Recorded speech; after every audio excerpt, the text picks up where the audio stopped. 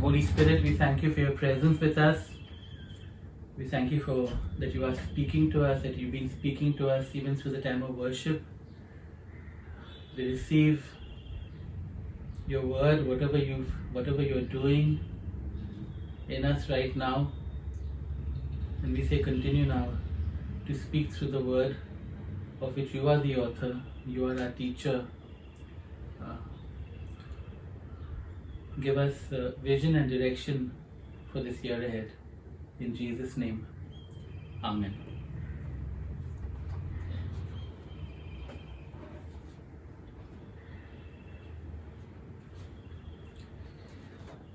If you want, you can get your Bibles out and follow as I speak, or you can just listen to what I have to say. I think I'm better without the specs. Okay, so we're going to look at Isaiah chapter 55 and then Exodus chapter 13. We'll go between the two. I'm starting in Isaiah chapter 55, verses 8 and 9. Isaiah 55, 8 and 9. For my thoughts are not your thoughts, neither are your ways my ways, declares the Lord. As the heavens are higher than the earth, so are my ways higher than your ways, and my thoughts than your thoughts. I read it again. For my thoughts are not your thoughts, neither are your ways my ways, declares the Lord. As the heavens are higher than the earth, so are my ways higher than your ways, and my thoughts than your thoughts. And today's message is titled God's Thoughts and Ways.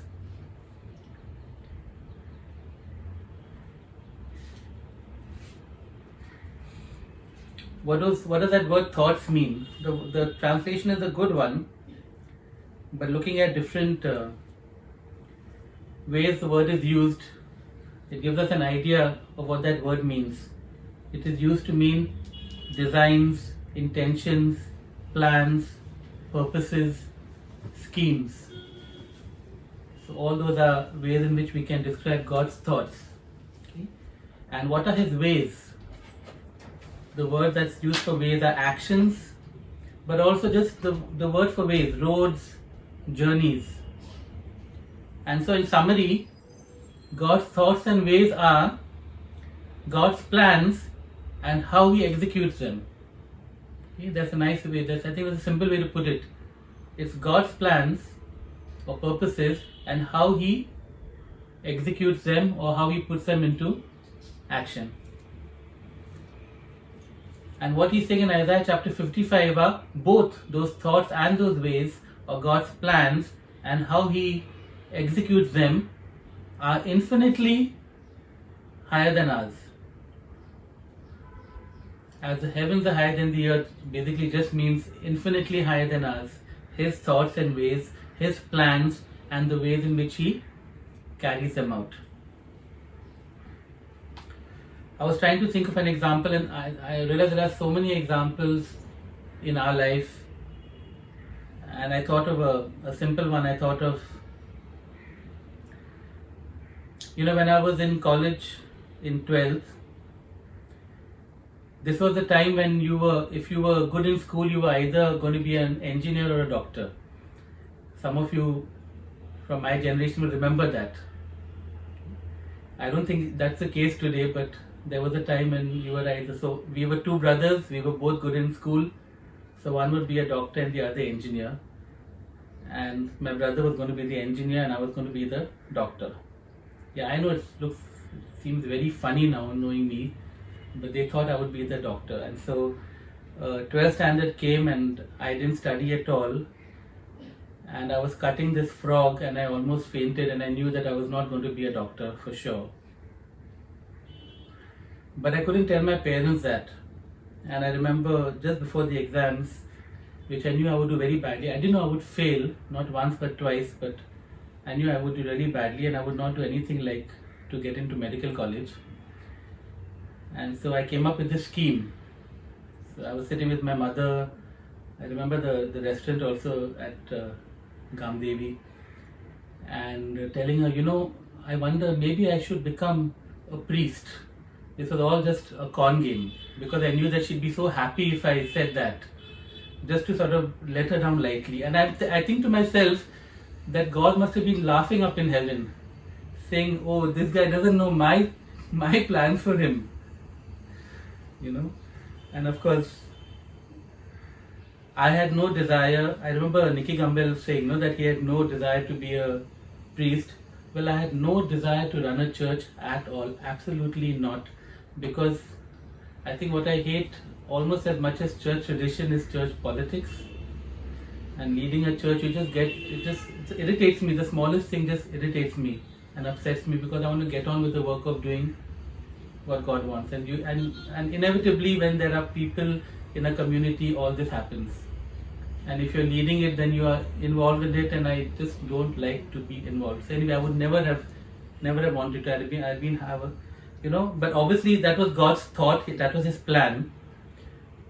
But look at the way He went about it. When we left our earlier church, the earlier church, not All Saints, people thought that, since it seemed like I was in ministry, I would start my own church. But God's way was so different. He took me through 22 years in All Saints. 22 and a half years in All Saints to bring us to this place. So both His thoughts and His ways were nothing like what I would have thought of, or how I would have, or anybody else would have done it. But there's a better example, much better example in the Bible. The whole story from Christmas to Easter via Good Friday. What was God's thought in that matter? God's desire that none should perish. That was His thought. That was His plan. Okay. How did He accomplish it? By sending His Son on a cross. Now, why do I say that those thoughts and those ways are much higher than ours? Because, if we saw this sinful mankind, we'd say, I'm fed up of these guys. Our thought would not be, oh, none should perish. Oh, I love them so much that none should perish. We'd say, we're just fed up. Hell with you guys. Literally, hell with you guys. I think that would be my thought. Just in case I wanted to save people, I think my way would have been, I'll just forgive them. Why go through this whole thing of incarnation and rejection and being nailed to a cross and all of that?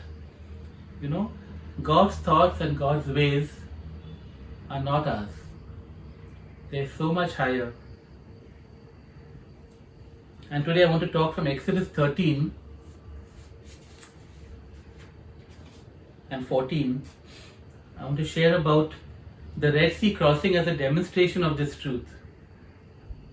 That God's thoughts, that God says that my ways are higher than yours, my thoughts are not your thoughts, they are so much higher.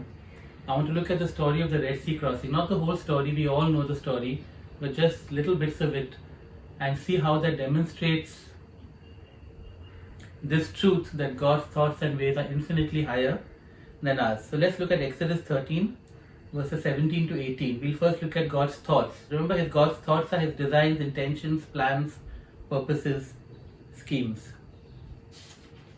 Okay, 13 verses 17 to 18. And so we know that the 10 plagues have happened, and now Moses is taking the people out of Egypt. Exodus 13:17. When Pharaoh let the people go, God did not lead them on the road through the Philistine country, though that was shorter. For God said, if they face war, they might change their minds and return to Egypt.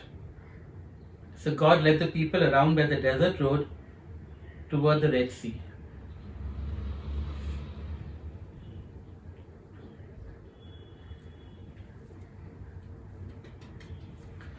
Now the shortest and most comfortable way out of Egypt and into Canaan was this way of the Philistines.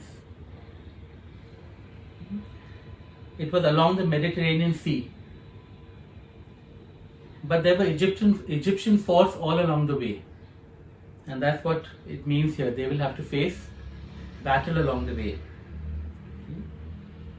And so that's one reason why God decided not to take them that way. But there's another even more important reason. See, God's plan or God's thoughts wasn't that Israel would go straight from Egypt to Canaan. There was a stop along the way. I'm going to ask Pervin to just show this map, to share screen share a map, and then we'll see it once now and once a bit later. So if you look there, you can see Egypt on the extreme left, Gothan, Ramesses, those were the places they came from. And you can see the way of the Philistines that takes them straight to the Dead Sea. That is the beginning of Canaan. Okay, and that's the shortest and quickest route out of Egypt. Below that is the Sinai Desert, or here it's called the wilderness of the Red Sea. And the point is this, that God did not intend to take them straight to Canaan. If you look on the other side of the Red Sea, you can see the Mount Sinai in Midian. That is where God planned to take them. Okay, so maybe he could have taken them along the way of the Philistines, and then, which would have been a shortcut, and then down to Midian, but he chooses not to do that. Okay, because he doesn't want to take them to Canaan, he wants to take them to Mount Sinai. Okay, we can remove the map for now and we'll bring it back a bit later.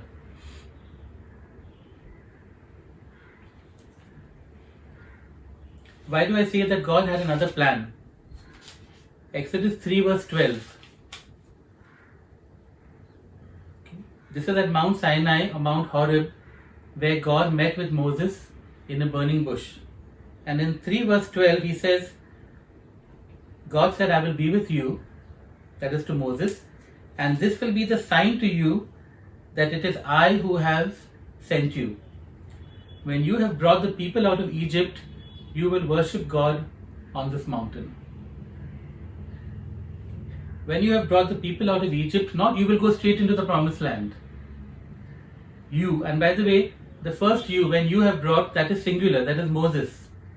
This is how Hebrew works. The second you is plural, it's the people. When you, Moses, have brought the people out of Egypt, you, the people, will worship God on this mountain. God's plan was not to take them straight into Canaan. It was to first bring them to Mount Sinai, which was later called Mount Horeb. By the way, after the time that they spent there, they never came back to Mount Sinai, ever. The only person who ever came once to Mount Sinai was Elijah, when he was sort of running from God and in depression. Okay. Mount Sinai or Mount Horeb was no longer part of God's plan for Israel. It was just for this season. Okay.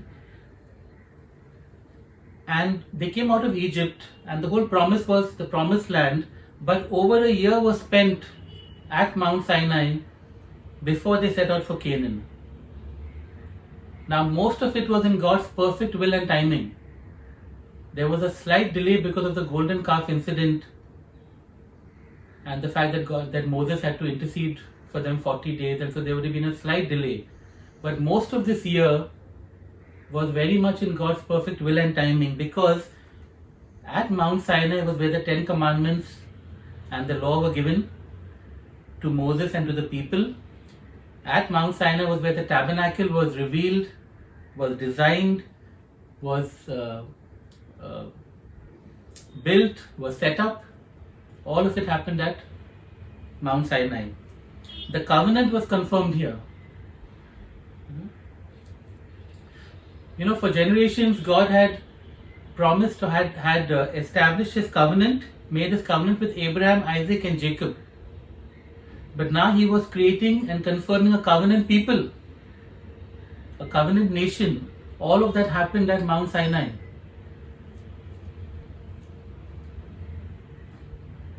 God's original plan always was to take the Israelites to Mount Sinai before He took them into Canaan.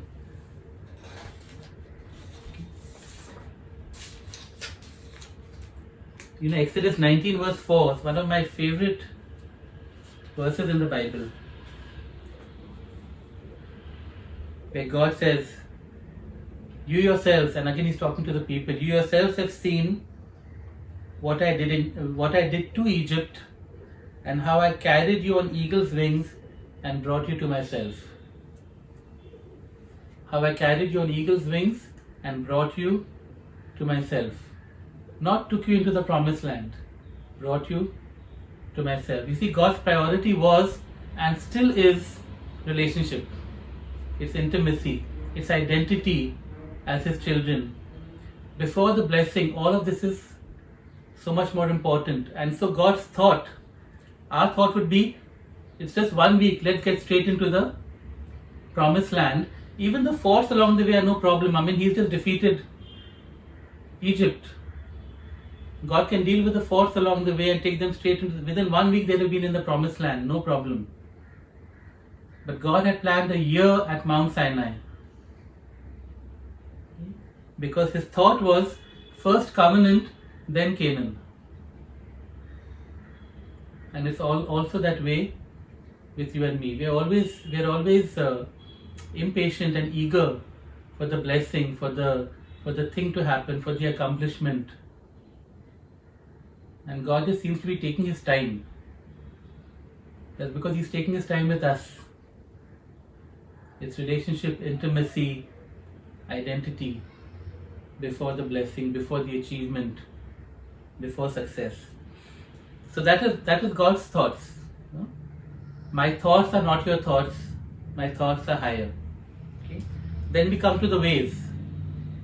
How did God go about accomplishing this? What action did He take? How did He execute this thought of His that I want to take my people to Mount Sinai, do all this covenant stuff, and not just covenant stuff. Remember, it ended. Exodus ends with the tabernacle being set up and God coming and dwelling among His people. And then everywhere they went, the tabernacle went with them. Okay. All of that He established. Okay, so how did he go about doing this? We'll go back to Exodus chapter 13, verse 20. And then we look at the map in a bit. Okay, so after leaving Succoth, they camped at Etham on the edge of the desert. By day the Lord went ahead of them in a pillar of cloud to guide them on their way, and by night in a pillar of fire to give them light, so that they could travel by day or night. Neither the pillar of cloud by day nor the pillar of fire by night left its place in front of the people. Then the Lord said to Moses, "Tell the Israelites to turn back and encamp near Pi-hahiroth, between Migdol and the sea. They are to encamp by the sea directly opposite Baal-zephon. Pharaoh will think the Israelites are wandering around the land in confusion, hemmed in by the desert. And I will harden Pharaoh's heart, and he will pursue them, but I will gain glory for myself through Pharaoh and all his army, and the Egyptians will know that I am the Lord." So the Israelites did this. Okay, so let's look at the map again. So you can see there's Succoth. God decides to take them through the desert, which is of course a little more difficult way. Okay. However, this is a route that is familiar to Moses, because it is the route between Midian and Egypt. Okay. Moses would have used it while fleeing Pharaoh 40 years ago. He would have used it while going back to Egypt when God told him to go to free his people. Okay. And so you can see the dotted thing. They would have reached Etham, and now it's just a small way to go around that bit of water, and they're into Midian. Okay, so let's go back. Let's enough of the map. You can see what God has done there. Okay, even though the route was familiar to Moses, we are told that God was guiding them by the pillar of cloud and fire, and it seems they were traveling day and night, which normally would not happen, so that they could cover the ground quickly. And we saw from the map that they reached Etham. They're almost out of Egyptian territory. Once they cross that little bit of that Red Sea go around it, they're in the land of Midian. Okay, where apparently the Egyptians would not come. That's why Moses fled there 40 years ago, and he was safe over there. The Egyptians did not come into Midian to find him. And the same would have been true today. And so at this time, so here they're at the edge of Egyptian territory, about to get into Midian. And what does God say? Turn back. He says, turn back and go somewhere else. You see, we know what God's thought is. God's thought is, I'm taking them to Mount Sinai. Now, there was a nice, easy way to go there. And yet, God's way of doing that turns out to be completely different. He says, turn back and go somewhere else. So they turn back, they follow God, exactly what God is saying, and the result is that they end up trapped. The place where they are trapped, they are hemmed in by the desert behind them, mountains on either side, and the Red Sea in front of them. That's where they end up. And as if that is not bad enough, the Egyptian army is charging on them, at them. Literally, they're between the devil and the deep blue sea. And one of the possibilities is that phrase has come from here, though people say it's come later. But it's possible that it's come from this place because they're stuck between the sea, and the devil would have been, of course, the Egyptian army. Either way, it's a very good picture of what's happened there. There's nowhere for them to flee, and they have reached here by following God completely. Okay. Moses must be wondering what God is up to, because he knows the way. And they've reached Etham, and he knows, okay, now just a few short miles and we're in Midian. And God says, turn back and go into the desert and then go through this mountainous region, and now they are completely trapped. What does Pharaoh think? The Israelites are wandering around in confusion, but they were not. You see, God was in charge. It looked like they were wandering around in confusion, but all they were doing was following God. They were just following the pillar of cloud and fire, and God was in charge. You see, his way seemed like confusion to those who didn't know it. And it also seemed that way to most of the Israelites also, as we find out later. Okay. But now the way that he had chosen, the action that he had chosen reflected his thoughts. What were his thoughts? In verse 14, verse 4, I will gain glory for myself. Verse 13, the Egyptians you see today you will never see again. Verse 18, the Egyptians will know that I am the Lord. Verse 31, the people feared the Lord and put their trust in him and in Moses, his servant. God is taking them to Mount Sinai, but the way he chooses is because he wants to gain further glory. He wants to demonstrate to the Egyptians also that I am the Lord. They haven't got it after 10 plagues.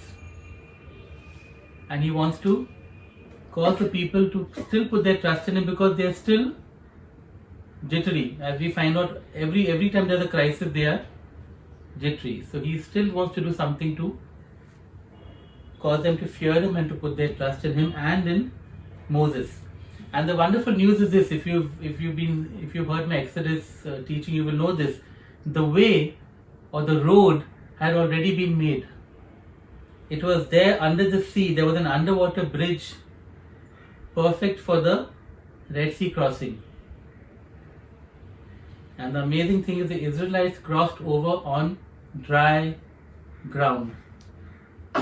Not puddles, not soft, mucky sand, but they crossed over on dry ground. That was God's thought, much higher than anybody's. That was God's way of doing it. Again, much higher than anybody's. Seemed like confusion, seemed nonsensical, seemed crazy. God's thoughts and God's ways.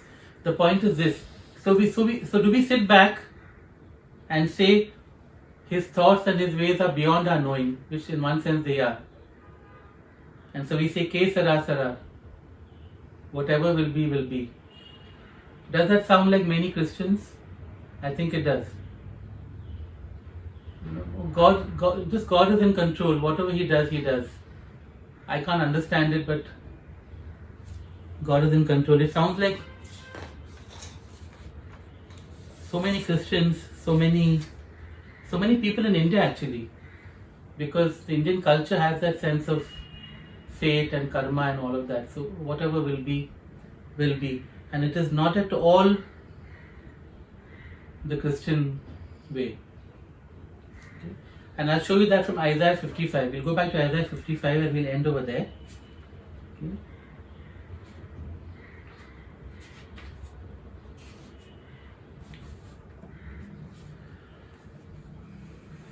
You know, if this passage had ended over here, my thoughts are not your thoughts, your ways are not my ways, as the heavens are higher, and stopped over there, we might say, oh yeah, God's ways are so mysterious, and you've heard there's no mysterious ways. U2 says that women's ways are also very mysterious. Okay, and all us men know that women's ways are terribly mysterious. But God's ways are so mysterious, we cannot know it. He is up there, we are down here. So God continues in Isaiah 55, and often we read these two things differently. We'll quote 8 and 9 in some context, and we'll quote 10 and 11 in another context. But it's the same passage. Verse 10, as the rain and the snow come down from heaven, and do not return to it without watering the earth and making it bud and flourish, so that it yields seed for the sower and bread for the eater, so is my word that goes out from my mouth. It will not return to me empty, but will accomplish what I desire and achieve the purpose for which I sent it. Why does God speak of His thoughts and ways being so much higher, and then immediately speak of the certainty of His word? Because they're connected. God is saying that my thoughts and ways are revealed in my word. He doesn't want us to be ignorant and confused. He wants to reveal His thoughts and ways. You know, God is the great communicator. This whole Bible and all of history and all our experience with God is that He desires to communicate. In fact, it struck me, when I look at the Bible, the third verse of the Bible says, and God said. And the second last verse of the Bible says, had God speaking. The whole Bible, God is speaking in so many ways. He's given us His written word, what we often call Logos. And He continues speaking, what we call Rhema. Prophetic words are just the things that He speaks to us. Or we open our Bibles and He will say something to us through it for our lives. Okay, He is speaking. The point is, will we hear? Will we tune in? Okay. You see, even in the Exodus story, I've said His thoughts and His ways were much higher. But they were not unknowable. Throughout the Exodus story, God was constantly revealing His heart and His will, His thoughts and His ways to Moses. There may have been times when Moses realized a little later, as in this case, but God was speaking, God was directing, God was showing. And Paul tells us that we have far greater access to the thoughts and ways of God through the Holy Spirit. You know, 1 Corinthians 2 verse 16, he quotes Isaiah 64. For who has known the mind of the Lord that He may instruct him? The answer is no one, of course. It's a rhetorical question. Who has known the mind of the Lord that He may instruct him? And then Paul goes on to say, but we have the mind of Christ. And the context of that is through the Holy Spirit. But we have the mind of Christ. Isaiah says, who has known the mind of God? Paul says, we have. We have the mind of Christ. Okay? Yes, we need to trust when we can't understand. We need to trust, we need to follow. But that doesn't absolve us of the need to seek to hear and to discern, to receive revelation of His thoughts and ways. God doesn't want us to be ignorant. God doesn't want us to be resigned to our fate. To say that God's ways are mysterious, to me is a cop-out. Okay. Yes, God's thoughts and ways are infinitely higher than ours, and we should be so glad for that. I am so glad that God's thoughts and ways are higher than mine, and that so often I don't understand them. I am so glad. He would be such a puny, pathetic God if his thoughts and ways were anything like mine. And that's a sad thing, no? Religion makes God in our image, makes him puny and pathetic and pitiful. And even when we do really well, it just makes him very pious. It doesn't make him the God that he actually is. Okay? You should be so glad his ways are infinitely higher, his thoughts are infinitely higher, but he doesn't want us to live in perpetual ignorance and confusion and even false piety. I feel that often that God's ways are mysterious and I'm just going to, it's a false piety. I remember the story of this woman who lost her son, her child, to sickness, and the church had been praying and she had been praying, and of course praying for healing, believing for healing, and God did not heal. And the priest came to her and was talking and whatever, and she said, I'm really upset with God, and he was giving her the usual platitudes. And she said, no, I've not lost my faith. She said, but I'm really upset with God because I know he could have done it, but he didn't. She didn't understand why, but she had a very real relationship with him. I've not lost my faith. I know he's God. I know he can heal. I know all of that. But I'm upset with him because he didn't do it. She knew something of God, and she was going to stay in that place. Even though she at that point couldn't understand, God, why did you let this happen? You could have done it. I know you could have done it. Okay, he doesn't want us to live in false piety. He wants us to be real. And part of that being real with him is saying, God, I know your thoughts and ways are higher, but I'm going to run after them. Okay, he has spoken and is speaking that we may know his thoughts and ways, we may know his heart. He wants to reveal his heart. And yes, sometimes he does, it says that a God who hides himself, he does it sometimes. And he has his reasons for that. But he doesn't want us to live in either false piety or confused ignorance of his thoughts and ways. And I just felt as I received this word that this is what God wants to say to us in the year ahead. He wants to challenge us to go deeper, to step into the reality of who he is, and to not be satisfied and not be okay with not knowing, not understanding. When we go deeper, then there are times that we don't understand, we're able to trust. Because we've taken the trouble at other times. Okay, and my prayer for us in this coming year is that we may draw closer to God, seek his face, align with his heart, and know and cooperate with his thoughts and ways. I believe that in the weeks ahead, I'll be speaking more about this, how do we cooperate with his thoughts and ways. But at the moment, I just want us to, this is my prayer for us. His thoughts and ways are infinitely higher than ours, but he is revealing them to us by his Spirit. And it's for us to hear, to tune in, to receive, and to cooperate with him in what he's doing. And I say, come Holy Spirit, quicken this word in our hearts, I pray.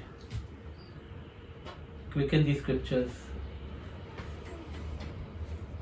We are so grateful that your thoughts and ways are infinitely higher than ours. And we are so amazed that you want to reveal those thoughts and ways to us. Holy Spirit, this morning I pray for each one here, each one who's going to hear this message. Just create a fresh desire in our hearts and our minds and spirits to want to know your thoughts and ways.